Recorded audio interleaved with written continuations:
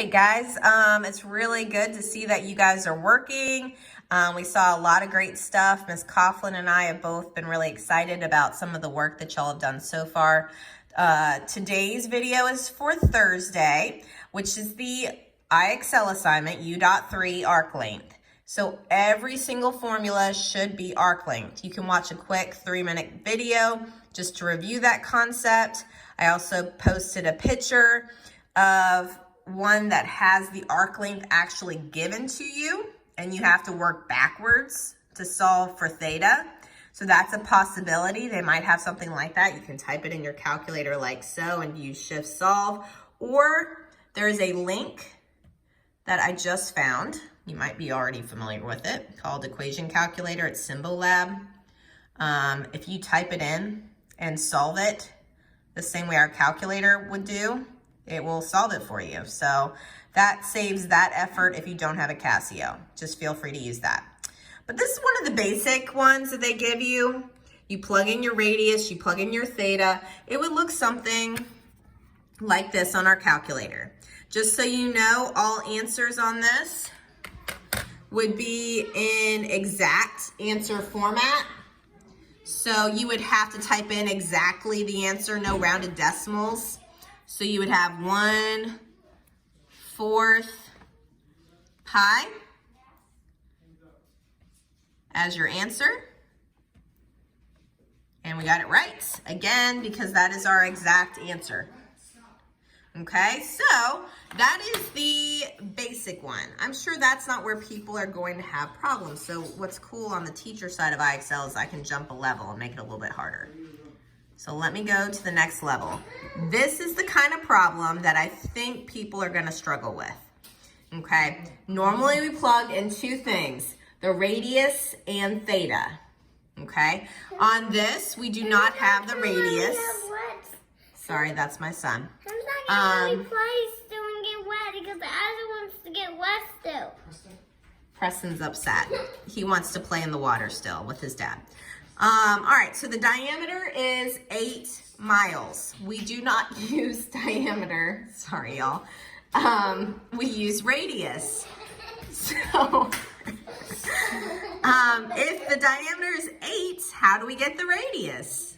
We take half of 8 because the distance from the center to the circle is the radius. So half of 8 is 4. That's where I think a lot of people are gonna mess up. I mentioned it in my awesome first video. I was surprised that I didn't get more like astonishment of how amazing that YouTube video was, because it was pretty amazing. But we still use, I know, Addison's sad too that you didn't give her props because I felt like she worked real hard. 2 pi radius, which we now know is not 8, it is 4. Hope y'all can follow on this video. It's very distracting. And theta is 180 degrees. So I'm gonna plug that in next. Over 360. That is my arc length formula. Shift calc, why am I doing shift calc equals? Sorry, I was in that mode. Just regular equals. And I get 4 pi, which is my exact answer. Don't change it to a decimal. 4 pi. 4 pi. Remember to use the little pi symbol there. Submit. Hopefully we got it right. Yay, so exciting. Let me see if there's any other problems that you might encounter that are different from that. So I'm jumping a level. Yes, this is what I gave that picture for. So going backwards to Thursday's assignment, this picture was showing you what I thought people would have the most problems with. They give you the arc length, you work back for something else. That is easy because when we have formulas, we can type them in, and I just want to show you how you can do that with this Symbolab thing, okay? Right now I have nothing to write on that would be helpful. I would recommend writing on something instead of doing all this in your head. But we got the length given as pi. We do not know theta. It does not tell us the degree, and guess what? That's what it's asking for, the angle measure.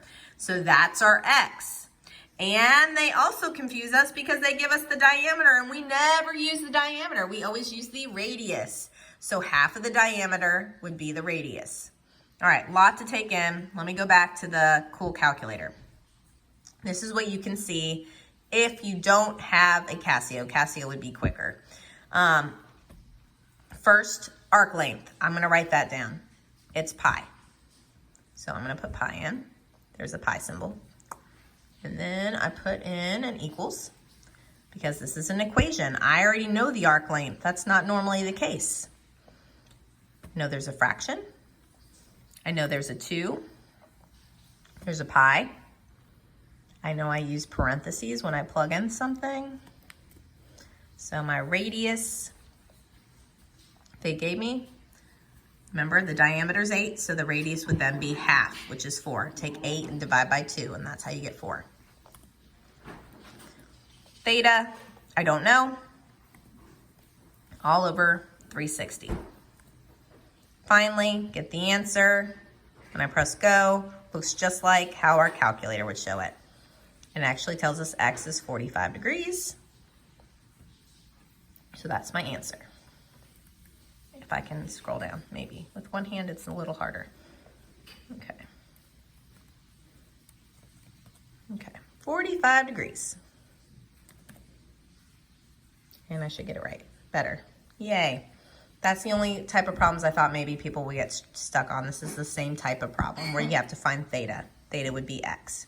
I hope that helps. If you have any further questions, Ms. Coughlin's been killing it on answering them. I'll do my best as well, but I'm more of a morning person, so I hit most of the stuff in the morning before my kids are awake. I think that's helpful. And again, your questions have been great. Keep them coming.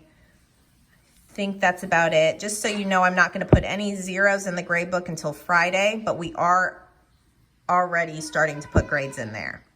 So I hope that helps. See you later.